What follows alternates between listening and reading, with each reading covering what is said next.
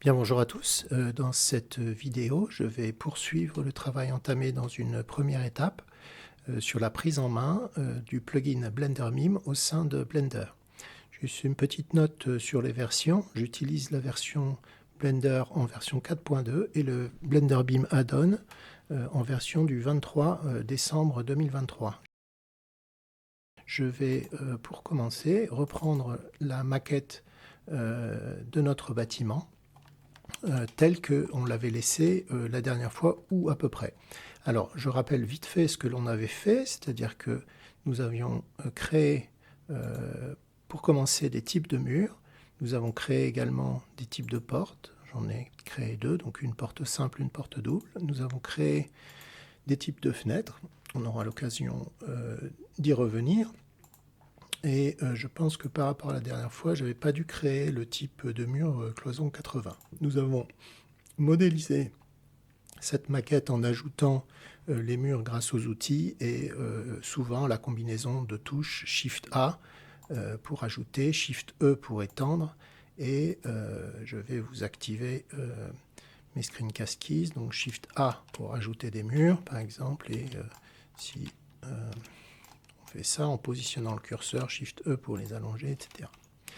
Voilà, donc ça c'est ce que l'on avait vu. En toute fin de vidéo, on avait été dans la partie à droite sur Drawings and Documents.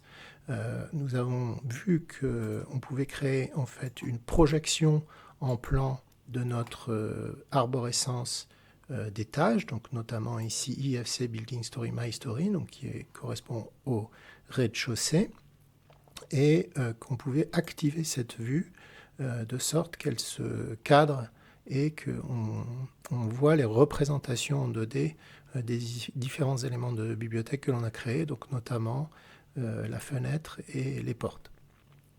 Alors, cela dit, maintenant on va travailler un peu on va ajouter en fait dans cette vidéo du mobilier, et je vais commencer à renommer un tout petit peu mes éléments pour qu'ils correspondent plus à un projet français. Donc alors pour commencer, je vais renommer par exemple l'étage. Alors pour cela, on peut choisir de prendre l'empty qui est juste en dessous dans l'arborescence de la collection My Story. Et si je mets à jour empty, en fait, ça met à jour également la structure qui est au-dessus. Si on ferme cette structure, on voit qu'on a pour My Building la même chose. Donc je vais renommer My Building bâtiment. Pour l'instant, je reste sur des choses relativement simples. Et pareil, nous avons à chaque fois un empty qui correspond en fait à la position du 0 de l'élément spatial. Nous avons la possibilité de renommer cela comme ceci. Alors, pareil pour mon projet, je vais le franciser un tout petit peu pour l'appeler mon projet. Donc, pour continuer, on a besoin en fait d'agrémenter notre plan de quelques éléments de bibliothèque. Alors, pour ajouter une bibliothèque, c'est assez simple, il faut en disposer. Bon, donc déjà, on va en disposer sous un format IFC, et on peut ajouter des bibliothèques dans l'onglet Project Overview. Vous descendez jusqu'à Project Setup, Project Library, et ici, ça va nous ouvrir un navigateur qui va nous permettre de naviguer jusqu'à des endroits où on a un projet. En recherchant dans le répertoire que j'indique là, vous trouverez ces éléments de bibliothèque qui sont prédéfinis, et il y en a notamment un qui s'appelle IFC4 Furniture Library, que l'on peut associer. Donc je reviens donc à notre projet IFC. Alors si je double-clique dessus, ce qui s'est produit en fait, c'est pour l'instant rien dans mon fichier, mais on a accès cette fois-ci à un certain nombre d'éléments qui ont été définis dans ce fichier de librairie.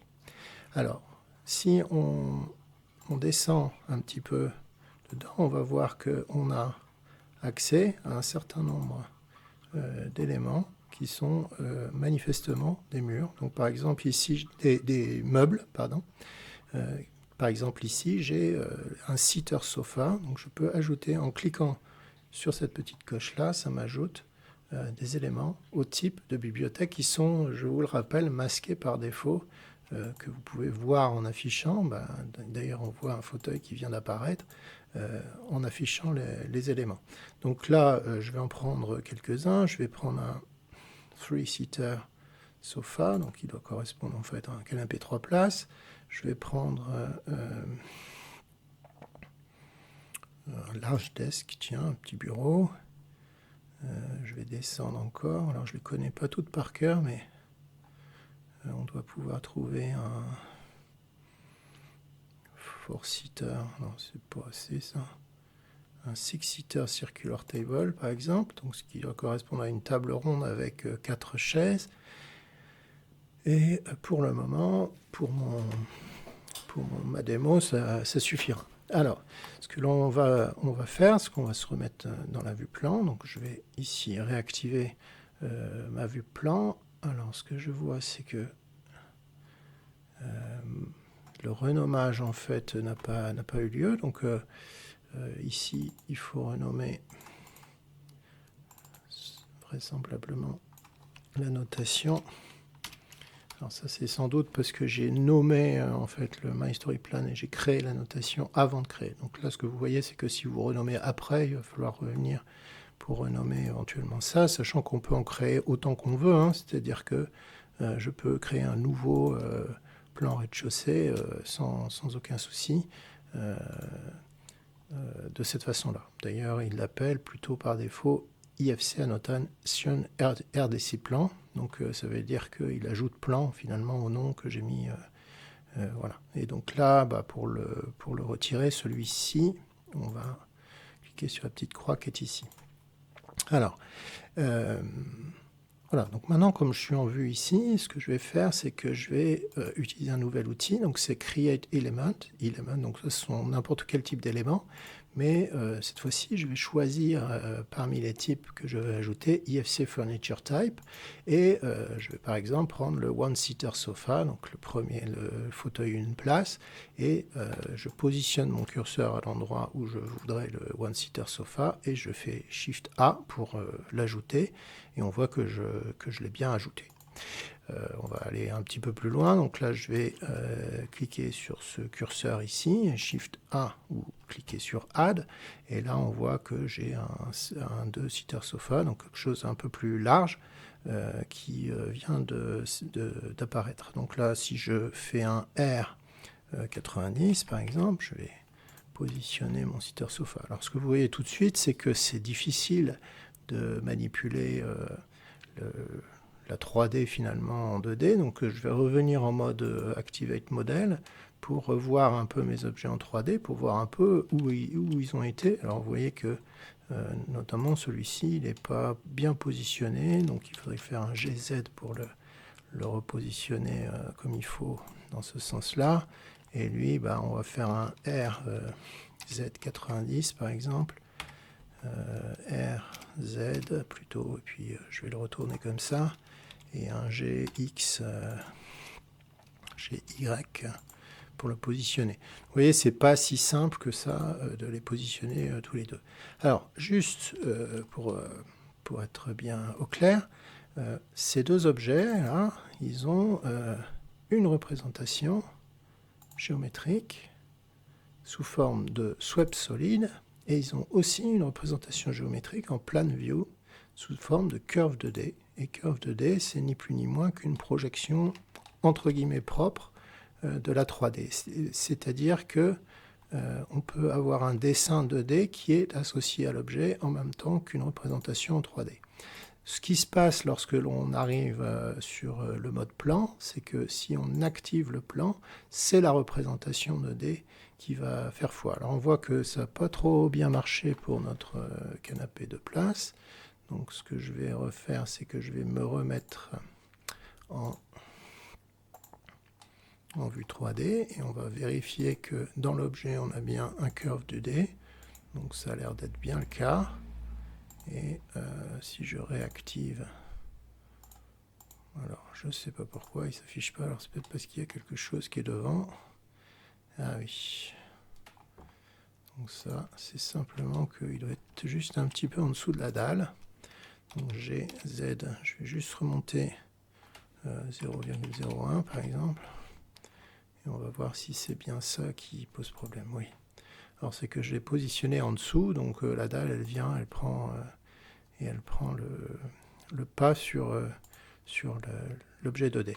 Donc en faisant ça, bon, on va continuer, même si je ne vais pas en mettre plus que ça, mais j'avais pris un large desk, donc par exemple, je pourrais venir le coller ici. Je vois que j'ai tout de suite la représentation 2D qui apparaît. Bon. Et je reviens ici et je vais prendre donc cette fois-ci la table. Alors voilà, je vois que j'ai effectivement une table. Alors je ne sais pas exactement quelle représentation il a pris.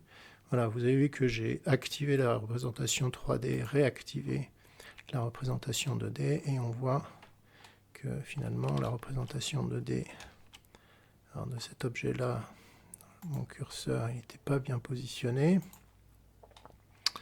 Donc je vais aller récupérer ce bureau.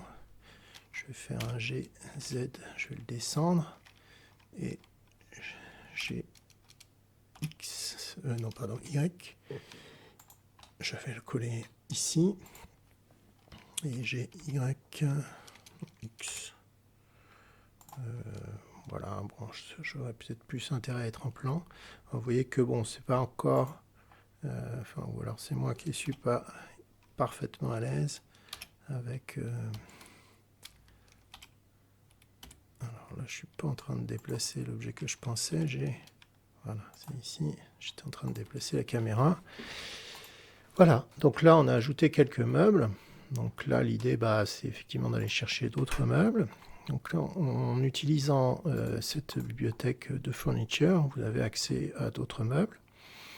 Alors, dans une autre vidéo, je vous ai montré comment vous pouviez créer un nouveau meuble en fait dans un fichier IFC et donc qui vous permettre finalement d'utiliser la modélisation de Blender directement pour créer vos propres éléments. Par exemple, un man low poly, donc juste une autre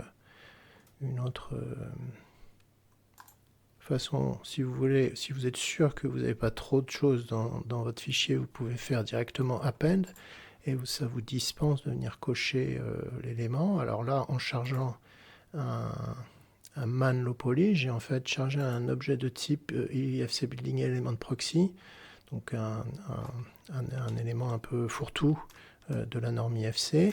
Et si je choisis ça, je vais faire Shift A, j'ai un personnage ici qui est à ma disposition.